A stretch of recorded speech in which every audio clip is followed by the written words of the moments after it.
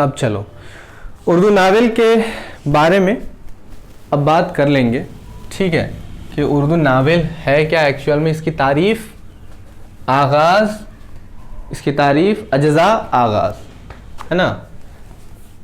3 phases में Urdu novel को हम लोग बांटेंगे। पहला है इसकी तारीफ़ करेंगे, ठीक है, इसकी तारीफ़ करेंगे। सेकंड में हम लोग इसके अज्ज़ा देखेंगे, अज्ज़ा, है ना। और तीसरे में हम लोग इसके आगाज़ो इर्तका की बात करेंगे, आगाज़ो इर्तका। आगाज़ो इर्तका, आगाज़ो इर्तका का मतलब कि कैसे आगाज़ हुआ और आगाज़ होने के बाद फिर इसने अपने आप को आगे कैसे बढ़ाया, है ना, आगे कैसे बढ़ाया, कौन लोग इसमें आए, जिन लोगों ने इसमें अपने आप जिन लोगों ने नावल लिखना स्टार्ट किया और ये आगे बढ़ता चला गया, ठीक है। इसकी हम लोग बात करेंगे। तो पहले तो तारीफ़ की बात करेंगे। तो देखो, नावल का कोई स्पेसिफिक, इसकी कोई स्पेसिफिक कोई तारीफ़ नहीं है, ठीक है, लेकिन बहुत सारे जो अदीब हैं, जो राइटर्स हैं, जो लेखक हैं, क्लियर है, उन लोगों ने अपने अपने हिसाब से तारीफ़ें की हैं। किसी ने कहा कि नावल जो होता है वो समाज की पूरी ज़िंदगी को दिखाता है, या किसी की पूरी ज़िंदगी को दिखाता है कि किस तरह से वो अपने आप को उस समाज से जोड़कर,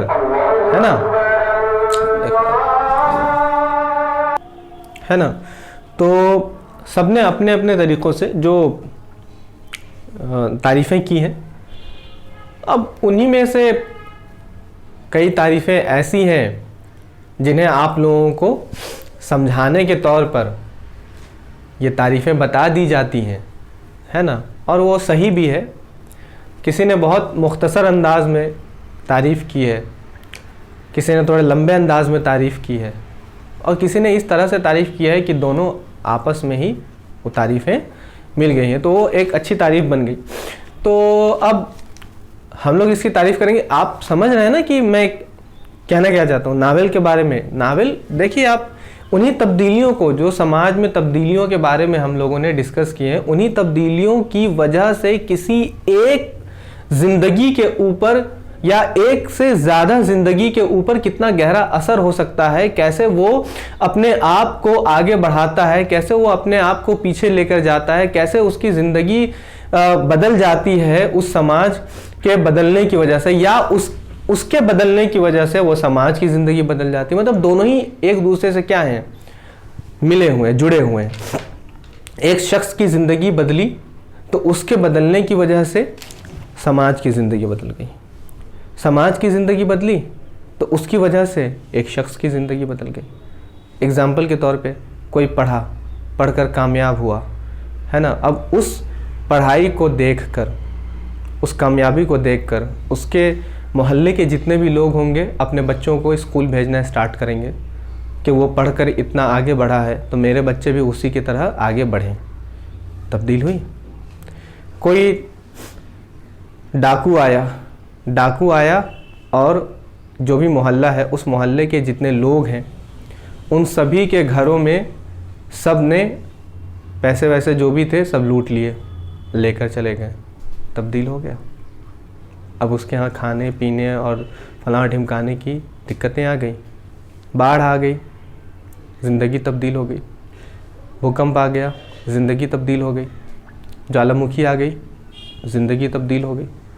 हो जाती है कि नहीं, तब्दील हो जाती है। अब उन्हीं तब्दीलियों को, एक कैरेक्टर को हम सामने रखते हैं और उस कैरेक्टर के रखने की रख कर, उस कैरेक्टर को सामने रख कर फिर क्या करते हैं, उस समाज और उसकी तब्दीलियों को हम लोग सबको दिखाने की कोशिश करते हैं। ये फ़न है, ठीक है। तो दोनों ही बातें होती है, फ़न है ना। और फ़नकार अपने फ़न को किस तरह से पेश कर सकता है या किस तरह से पेश करता है, ये उसकी पेशकश पे डिपेंड करता है। और उस पेशकश के लिए अल्फाज का, इसके अलावा प्लाट का, इसके अलावा किरदार का, होना बहुत ज़रूरी है। अल्फाज क्या इस्तेमाल करते हैं, कौन से अल्फाज इस्तेमाल करते हैं, जो भी अल्फाज इस्तेमाल करते हैं उन अल्फाज के बिना पे जो कैरेक्टर आपने गढ़ा है, जैसे मान लो कि माली नगर, किसी नावल में माली नगर कैरेक्टर है, तो उस कैरेक्टर को आप दिखा रहे हैं, तो जब आप उस कैरेक्टर को दिखाएंगे तो वो कैसे बोलती होगी या बोलता होगा, मालन है या माली है, तो कैसे वो बोलते होंगे, उस बात को भी तो आप बताएंगे ना। तो कौन से लफ्ज़ इस्तेमाल करेंगे उसके लिए कि वो लफ्ज़ उस कैरेक्टर पे फिट बैठ जाए। ये फ़नकार का, ये एक तख्लीक़कार का क्या होता है, एक तख्लीक़कार का एक शाहकार होता है, ठीक है, और वही शाहकार उमराव जान अदा है। और कई नावल हैं जिनमें किरदार के लिहाज से वो नावल बहुत उम्दा है, प्लाट के लिहाज से बहुत कमज़ोर है, किरदार के लिहाज से बहुत उम्दा है, ठीक है। तो अब आज अभी फ़िलहाल हम लोग क्या करेंगे, तारीफ़ करेंगे। किसकी तारीफ़ करेंगे, नावल की तारीफ़ करेंगे, है ना। अब नावल की तारीफ़ करेंगे, हमने कहा कि अलग अलग राइटर्स ने इसकी तारीफ़ें लिखी है। तो एक मेरी नज़र में एक अदीबा हैं, क्या कहते हैं उसे, वो लेडी हैं, तो उन्होंने एक यहाँ पे तारीफ़ दी हुई है, उसे हम लोग लिखेंगे। सबसे पहले तो हम लोग लिखेंगे कि उर्दू नावल है ना, क्या लिखा, उर्दू की नसरी अदब में, उर्दू की नसरी अदब में, उर्दू की नसरी अदब में, है ना, नावल एक अहम सिन्फ है। नावल एक अहम सिन्फ है, नावल एक अहम सिन्फ है, ठीक। बकौल अदीबा क्लारा देवेज, बकौल अदीबा क्लारा देवेज, क्लारा देवेज, ठीक है, क्लारा देवेज, मतलब ये क्या कहती हैं इनके अकॉर्डिंग, नावल उस ज़माने की ज़िंदगी और मुआशरत की, नावल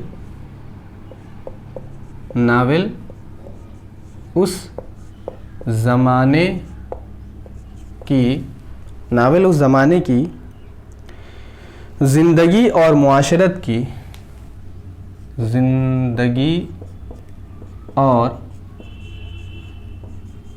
मुआशरत, ज़िंदगी और मुआशरत की सच्ची तस्वीर है, जिस ज़माने में, सच्ची तस्वीर है जिस ज़माने में वो लिखा जाए, जिस ज़माने में वो लिखा जाए, ठीक है। ये इन्होंने ये बात कही। गोया नावल निगारी का मकसद, गोया यानी इसका मतलब ये है, गोया नावल निगारी का मकसद, नावल निगारी का मकसद हकीकी ज़िंदगी और उसके माहौल की, हकीकी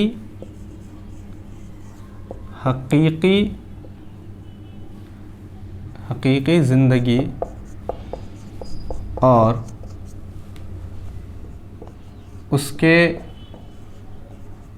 माहौल पर, हकीकी ज़िंदगी और उसके माहौल पर, और उसके माहौल की तर्जुमानी, और उसके माहौल की तर्जुमानी, और उसके माहौल की तर्जुमानी सच्चे तौर पर करना है। तर्जुमानी सच्चे तौर पर करना है। ये इतनी सी बात हो गई, ठीक है। एक और बात करेंगे इसकी आगे, बहुत दिलचस्प बात वो भी है कि देखो, नावल नावल के किस्से दास्तानों के किस्सों से बिल्कुल मुख्तलिफ, और अब ये एक नई बात तुम्हें समझ में आ रही होंगी, पता चलेंगी अभी इसको मैं डिस्कस करूँगा इस पर। इसको मैं लिख देता हूँ पहले। नावल के किस्से दास्तानों के किस्सों से, नावल के किस्से दास्तानों के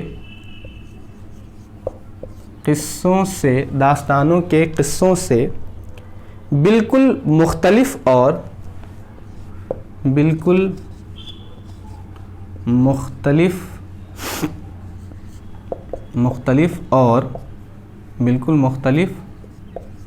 और नए ढंग से लिखे गए, और नए ढंग से लिखे गए, इसीलिए इन्हें लफ्ज़े नावल से पुकारा जाने लगा। इसीलिए इन्हें लफ्ज़े नावल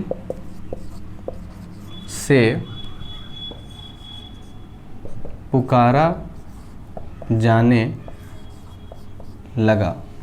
लगा, क्योंकि नावल इतालवी ज़बान के, क्योंकि नावल इतालवी ज़बान के, मतलब इटालियन लफ्ज़, इतालवी ज़बान के, इटालियन लैंग्वेज, इतालवी ज़बान के लफ्ज़ नावेला से निकला है। लफ्ज़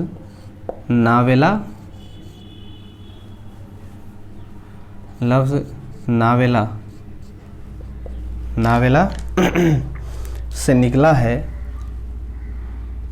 से निकला है, जिसके मानी है अनोखा या निराला, जिसके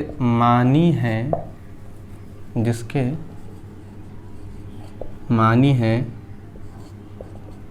अनोखा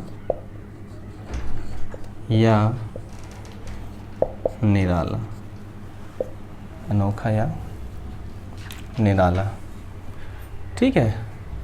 तो यहाँ पे ये दास्तानों से अलग का कहने का क्या मतलब ये था कि पहले के ज़माने में क्या होता था कि लोग तफरीह करने के लिए या हंसी मजाक करने के लिए या अपनी ज़िंदगी को ज़रा सा रोमांचक बनाने के लिए या टाइम काटने के लिए कह लो, अपनी कहानियाँ सुनाते थे कि मैं वहाँ गया। और कभी कभी वो कहानियाँ सच्ची नहीं होती थी, गढ़ी हुई होती थी। वो गढ़ के बताते कि अरे मैं वहाँ गया था, मेरे साथ फला हो गया, जीना आ गया था मेरे ऊपर, ठीक है। मैं जैसे जैसे आगे बढ़ रहा था वैसे वैसे पीछे से एक सफ़ेद कपड़े में लिपटी हुई एक औरत थी और वो बड़ी होती जा रही थी। मतलब इस तरह की कहानियाँ वो लोग गढ़ गढ़ के कहने लगे। समझ में आ रही बात कि नहीं आ रहा? वो गढ़ कहते भी थे, ठीक है। तो वो किस्से उसके थे, दास्तानों के थे, और उसमें जिन, परी, भूत और बैताल की बात होती थी।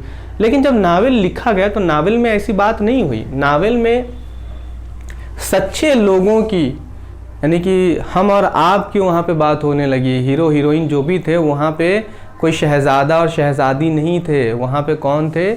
वहाँ पे हम और आप थे, हम जैसे लोग थे, आम इंसान थे, हीरो हीरोइन। आप नावल जब पढ़ेंगे तो आप लोगों को नावल में वही लोग नज़र आएंगे।